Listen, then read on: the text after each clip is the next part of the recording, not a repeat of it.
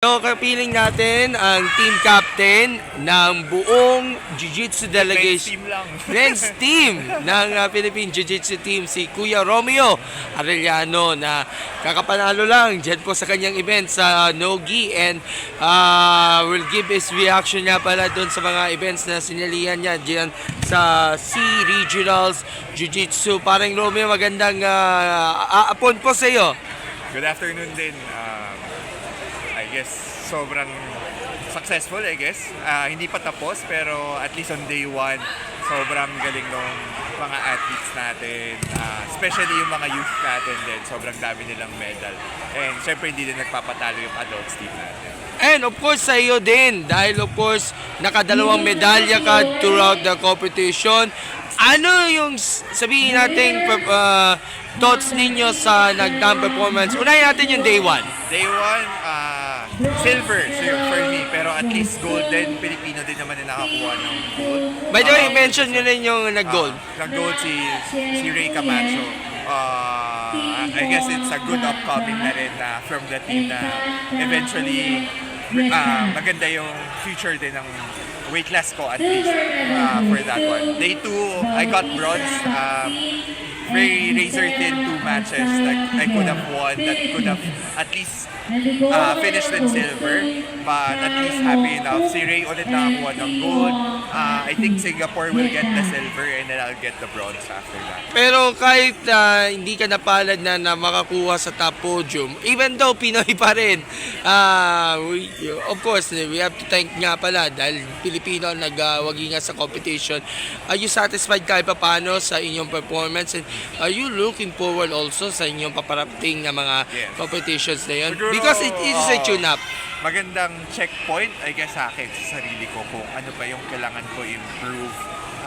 Mas malaking competitions ahead. Hopefully, ma-repeat ko yung medal ko sa Worlds this coming November. And then, if ever, yung SEA Games din, kung mapala rin na nandun yung weight class ko, if ever, kung sino man yung ipapadala sa amin ni Ray, at least kung may isang tao maglalaro din sa SEA Games for us. As a team captain nga pala ng buong men's team, were you also amazed nga pala sa performances sa mga kapwa nyo rin mga members in different categories, mapa sa combat, sa contact, sa fighting and duos, sabihin natin sakop lahat ng Pilipinas ang karamihan sa mga medals natin. Actually, not just sa Newaza yung event namin na kahapon sa GIG.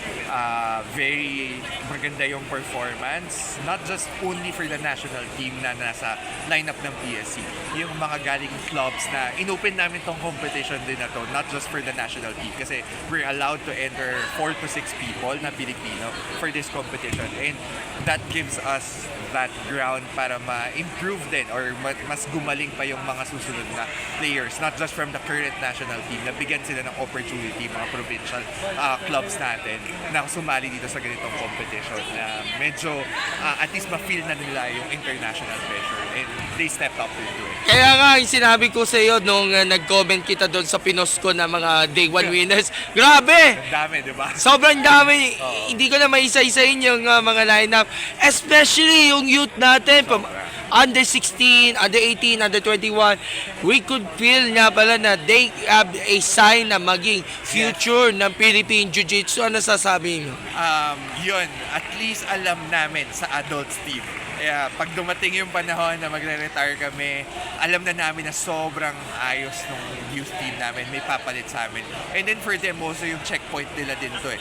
Ang malaking competition nila is coming this October if I'm not mistaken. Pero ito na yung first na masasali, yung Asian Youth sa Asian Youth Championship. So basically yung Asian Games ng mga bata. First time masasama yung Jiu-Jitsu doon. So ito yung checkpoint nila and magandang exposure sa kanila para pag-prep dun sa multi-sport event na yun. This Asian Games. Kuya Romeo, what's next for you? Ano abangan natin para sa iyo? For the team and for me, I guess the next big competition for us, yung Worlds. So we'll take everything from this competition, try namin maging mag-improve, malaman namin kung ano yung mga mali namin or ano pa yung mga good things din. Kung anong kulang, kung ano maganda sa nagdaang competition, kung ano ang kailangan i-improve kung ano yung kailangan nating paganda ng gusto kasi alam natin this is for the Southeast Asian level pero this time around the worlds naman. Yes.